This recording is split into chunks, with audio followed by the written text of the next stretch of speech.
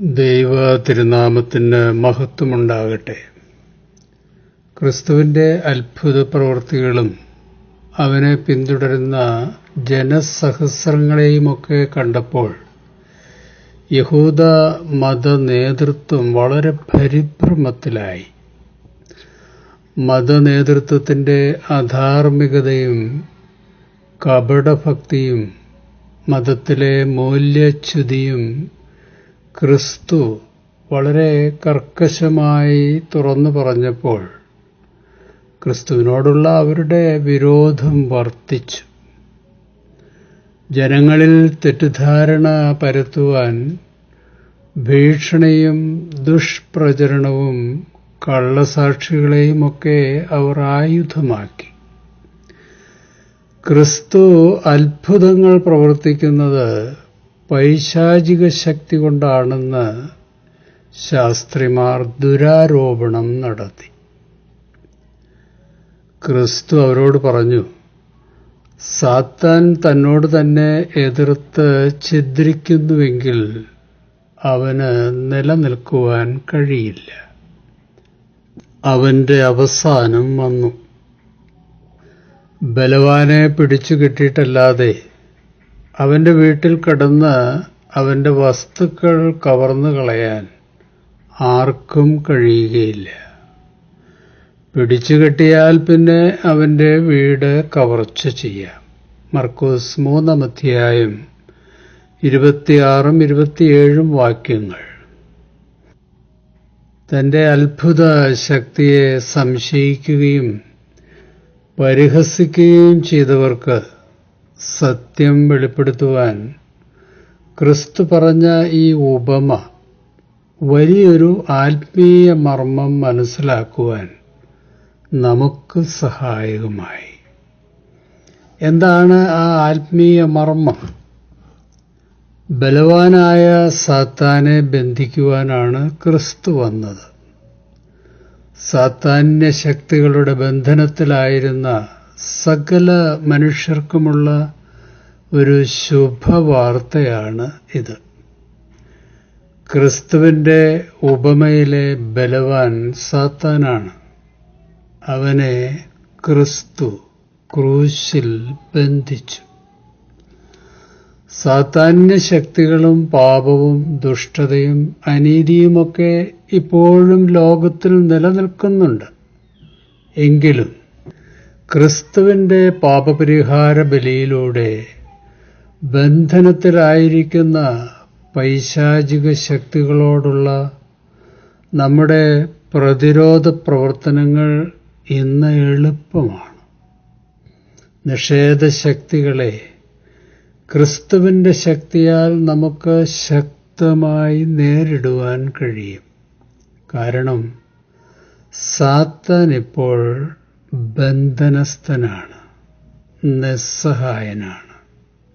സാത്താന്റെ ഇപ്പോഴത്തെ ബന്ധന അവസ്ഥയെപ്പറ്റി മാർട്ടിൻ ലൂതറുടെ പ്രസ്താവന വളരെ ശ്രദ്ധേയമാണ്. ഒരിക്കൽ ലോകത്തിന്റെ പ്രഭുവായിരുന്ന സാത്താൻ ഇപ്പോൾ വിധിക്കപ്പെട്ടിരിക്കുകയാണ്. ആകാശത്തിലും ഭൂമിയിലും സർവ അധികാരവും ലഭിച്ചിരിക്കുന്ന നമ്മുടെ കർത്താവ് സാത്താന്യ ശക്തികളെ ബന്ധനത്തിലാക്കിയിരിക്കുകയാണ്. സാത്താന്റെ ഇപ്പോഴത്തെ അവസ്ഥയെപ്പറ്റി ലൂതർ പറയുന്നത് A bad dog on A chain എന്നാണ്.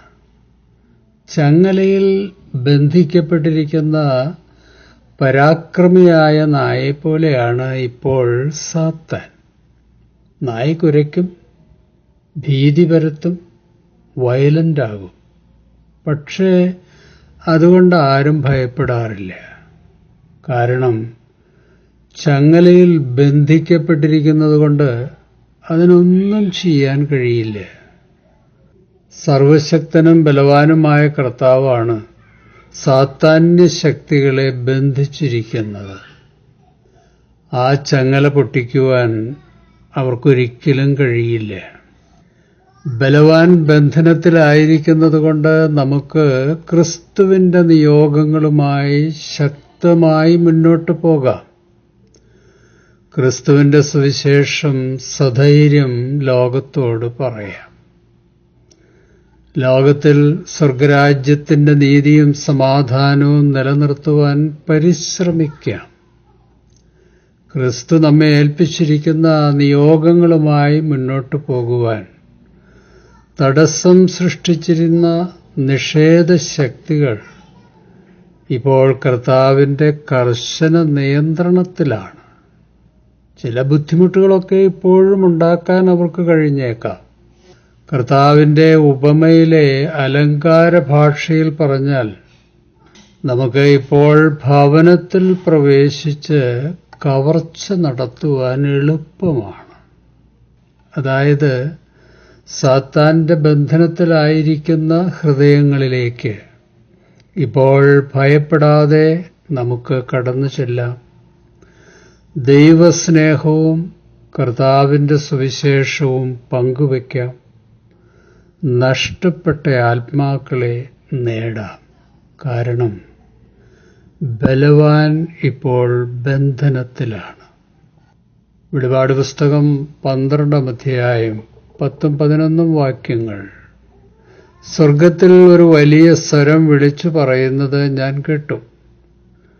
ഇപ്പോൾ നമ്മുടെ ദൈവത്തിന്റെ രക്ഷയും ശക്തിയും രാജ്യവും അവിടുത്തെ അഭിഷിക്തന്റെ അധികാരവും ആഗതമായിരിക്കുന്നു.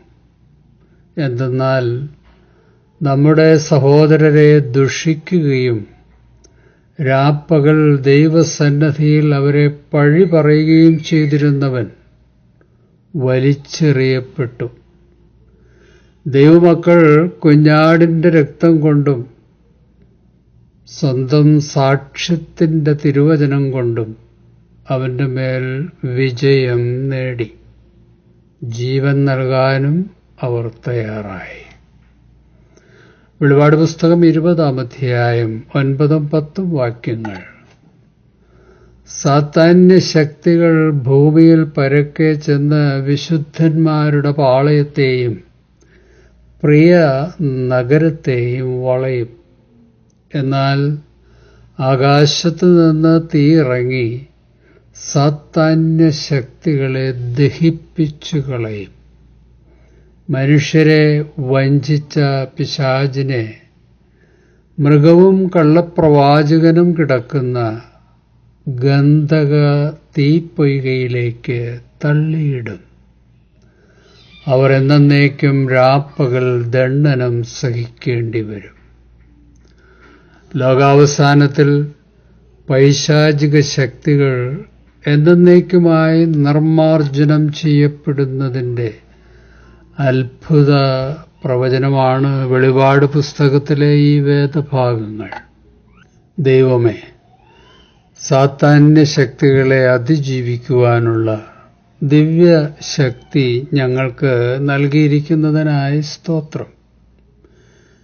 ഞങ്ങളിലുള്ളവൻ ലോകത്തിലുള്ളവനേക്കാൾ വലിയവനാണെന്ന തിരിച്ചറിവ് അഗ്നി പരീക്ഷണഘട്ടങ്ങളിൽ ഞങ്ങളെ ശക്തരാക്കണമേ. ധൈര്യം പകർന്നു തരേണമേ. ആധിപത്യങ്ങളെയും അധികാരങ്ങളെയും നിരായുധമാക്കി കുരിശിൽ അവയുടെ മേൽ ജയം ആഘോഷിച്ച ക്രിസ്തുവിൽ ആശ്രയിച്ച് പൈശാചിക ശക്തികൾക്ക് നേരെ പ്രത്യാശയോടെ ചുവടുവയ്ക്കാൻ നാഥ ഞങ്ങളെ സഹായിക്കണമേ.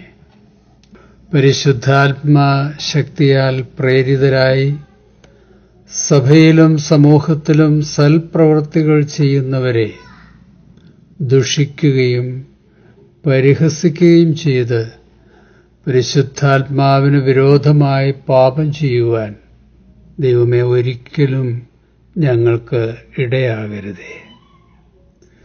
പരിശുദ്ധാത്മശക്തിയോടെ ദൈവീക നിയോഗങ്ങൾ കുടുംബത്തിലും ദാമ്പത്യത്തിലും ഇടയത്ത ശുശ്രൂഷയിലും ഞങ്ങൾ നിറവേറ്റുമ്പോൾ ഞങ്ങളെ എതിർക്കുകയും പരിഹസിക്കുകയും ഉപദ്രവിക്കുകയും തടയുകയും ചെയ്യുന്നവരോട് ആത്മസംയമനം പാലിക്കുവാനുള്ള കൃപ തന്ന് സഹായിക്കണമേ.